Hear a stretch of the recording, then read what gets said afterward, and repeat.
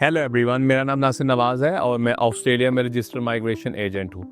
आज की बात साल 2025-26 जो फाइनेंशियल ईयर है उसके हवाले से विक्टोरिया ने जो सब क्लास 190 और सब क्लास 491 का एलिजिबिलिटी क्राइटेरिया दिया है, तो भाई इस वीडियो को समझें, अपने एलिजिबिलिटी क्राइटेरिया को भी समझें और हो सकता है इस साल आपका नंबर हो, और क्यों हो इसको मैं आगे चल के बताऊंगा।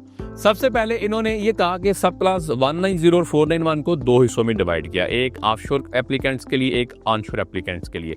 ऑफशोर एप्लीकेंट्स के लिए उन्होंने ये कहा कि जो डिपार्टमेंट की खुद की लिस्ट है, आपकी कोई भी ऑक्यूपेशन हो सकती है। सबसे बड़ी रिलैक्सेशन उन्होंने ये कहा कि जरूरी नहीं है कि आप अपनी रिलेटेड फील्ड में काम कर रहे हो जब आपने EOI या ROI की हो 190 के लिए विक्टोरिया के, तो आपका काम करना जरूरी नहीं है। इसीलिए इसके अंदर इनकम जो गाइड है या एस्टिमेशन है वो नहीं देनी पड़ेगी। यानी कि जो ऑफशोर वाले हैं उनको काफी सारी रिलैक्सेशन है इसके अंदर। विक्टोरिया ने ऑनशोर वालों के लिए ये कहा कि भाई एक आप जो है, हो सकता है आपको जो काम करना है वो स्किल्ड एम्प्लॉयमेंट में चाहिए। अब स्किल्ड एम्प्लॉयमेंट क्या होती है, स्किल्ड एम्प्लॉयमेंट को समझने के लिए मैं थोड़ा सा आपको इसकी थोड़ी सी तफसील बताऊंगा।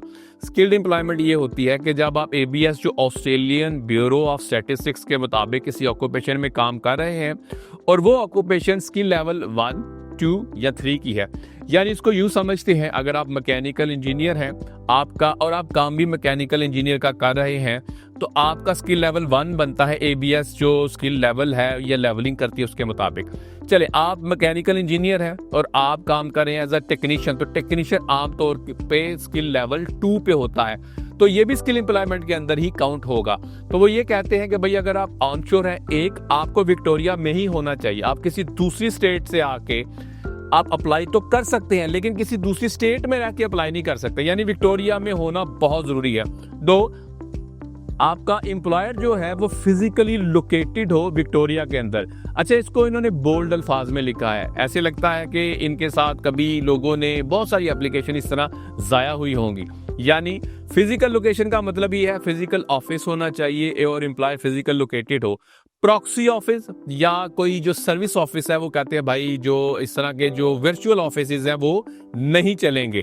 यानी आपका जो एम्प्लॉयर है वो फिजिकली लोकेटेड होना चाहिए विक्टोरिया के अंदर। ये ऑनशोर वालों के लिए। इसके अलावा उन्होंने मजीद ये कहा कि भाई जो ऑनशोर वाले हैं उनको एविडेंस देने होंगे कि उनकी रेजिडेंसी जो है वो विक्टोरिया में है। एक बात ध्यान में रखें, विक्टोरिया अप्लाई करने के लिए किसी तरह की रेजिडेंसी को वो नहीं कहता आप कब से रह रहे हैं। लेकिन जैसे न्यू साउथ वेल्स वाले ये कहते हैं कि आपने अगर 190 अप्लाई करना है, आप 6 महीने से न्यू साउथ वेल्स में रह रहे हो। विक्टोरिया वाले ऐसी कोई बात नहीं कहते। लेकिन उन्होंने ये कहा है कि भाई अगर आपने रेजिडेंसी अपनी इस्टेब्लिश करनी है, उसके लिए आपको चाहिए आप अपनी जो मेन आपकी जो बैंक स्टेटमेंट होगी जिसमें सैलरी आती हो या डेली आपके वेजेस जो हैं, डेली जो आपके एक्सपेंसेस हैं आप कर रहे हो, तो भाई उसकी पिछले 6 महीने की हमें बैंक स्टेटमेंट चाहिए होगी। अच्छा, इसमें घबराने की जरूरत नहीं है कि 6 महीने की मांग रहे हैं, 6 महीने मुझे यहाँ रहना चाहिए। आप सीधा सीधा बताएं मैं 1 महीने पहले आया था, 6 महीने की स्टेटमेंट लेनी है तो भाई ले लो। इसके अलावा उन्होंने कहा यूटिलिटी बिल्स हो सकते हैं, उसके अलावा आपके जो रेंटल जो लीज है, लीज एग्रीमेंट, लीज वगैरह, एम्प्लॉयमेंट कॉन्ट्रैक्ट वगैरह, ये हो सकते हैं इस सब को स्टैब्लिश करने के लिए, तो ये मांगते हैं। इनकम एस्टिमेशन ये बड़ा जरूरी है। इनकम एस्टिमेशन आप दे सकते हैं कि आप कितने कमा रहे हैं, कितने कमाने चाहिए आपको एलिजिबल होने के लिए, ये जरूरी नहीं है। वो आप जितने भी कमा रहे हैं इट डजंट मैटर उनके लिए। ये मैटर करता है कि आपने बताना है और सही से इनकम डिक्लेयर करनी है।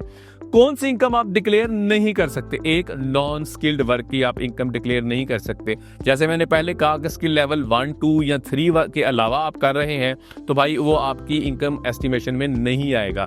दूसरा, सुपरनेशन फंड जो है उसको आप नहीं कह सकते ये मेरी इनकम है। मिसाल के तौर पे किसी की 1 लाख इनकम है, ऊपर उसको 12,000 सुपर फंड मिलता है, तो वो 1,12,000 नहीं लिखेगा, वो 1 लाख लिखेगा। कैलकुलेटर उन्होंने दिया होता है, आप कैलकुलेटर यूज कर सकते हैं। इसके अलावा बोनसेस को आप नहीं कर सकते कि मुझे बोनस मिला है। रिटेल या सेल्स वगैरह या कमीशन वगैरह, बहुत सारी ऐसी इनकम है, आप उसको इनकम एस्टिमेशन में नहीं डाल सकते। ये सारा मैं ऑनशोर वालों के लिए बता रहा हूं जो सब क्लास 190 के लिए है। ऑफशोर वालों को तो साबित ही नहीं करना कि भाई आप काम कर भी रहे हैं या नहीं कर रहे, या आपकी इनकम है कितनी, क्योंकि बहुत सारे मुल्कों के अंदर बहुत कम इनकम होती है, तो वो it doesn't make any difference for them. तो वो कहते हैं कि भाई ऑनशोर वालों को ही एस्टैब्लिश करना है। ये तो हो गया 190 के लिए। उसके अलावा वो ये कहते हैं कि अगर आप सब क्लास 491 अप्लाई करना चाहते हैं तो भाई रीजनल विक्टोरिया में आप रहते हो और आपने लाजमी, आपके लिए मैंडेटरी है कि आपने स्किल्ड एम्प्लॉयमेंट करनी है। यानी कि आपने स्किल एम्प्लॉयमेंट से फिर मुराद ये ज़रूरी नहीं है कि जो आपकी स्किल असेसमेंट है उसी स्किल असेसमेंट के रिलेटेड आप काम कर रहे हो, नहीं। आप बाई स्किल एम्प्लॉयमेंट लेवल 1, 2 और 3 में से कोई भी कर सकते हैं। आपने भी इनकम एस्टिमेशन देनी है।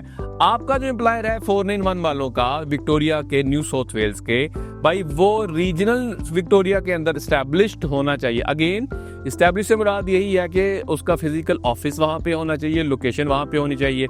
ऐसा नहीं है कि कोई प्रॉक्सी चल रही है या वर्चुअल ऑफिस है, ऐसा नहीं होना चाहिए। तो भाई ये 491 जो विक्टोरिया वाले हैं ये उनके लिए है। तो आप अगर एलिजिबल हैं तो आपको लाजमी अप्लाई करना चाहिए। इसके अंदर अगेन इन्होंने ये नहीं कहा आप कब से काम कर रहे हैं, 1 दिन से कर रहे हैं, 10 दिन से कर रहे हैं, 100 दिन से कर रहे हैं। इनकम एस्टिमेशन देनी है, लेकिन आपको फिर salary slip down the track देनी होती है कि भाई आपने जो बताया क्या वाकई आपकी उतनी इनकम है। तो इसके ऊपर बहुत सारे चेक्स ये रन कर सकते हैं। तो साल 2025-26 जो फाइनेंशियल ईयर है, जो विक्टोरिया के ये वाली अनाउंसमेंट्स हैं, इसके इर्द गिर्द बहुत सारी चीज़ें हैं। मैंने कोशिश की है कि मैं समराइज करके आपको समझा सकूं और हो सकता है आप इसी लकी ड्रॉर आपका निकले और वही लकी आप एप्लीकेंट हो जिनको इनविटेशन आता है। ज़हन में रखें, ये ऑफशोर वालों को भी देते हैं, ऑनशोर वालों को भी देते हैं। कीप एन आई और अपने आप को जरूर आजमाएं कि भाई हो सकता है आपके नाम का ही कुरा निकल आए। आपका सवाल है, कमेंट है, क्यूरी है, आप कमेंट बॉक्स में कमेंट कर सकते हैं। हमें सपोर्ट करने के लिए, हमारे चैनल को सपोर्ट करने के लिए सब्सक्राइब करें। Thank you.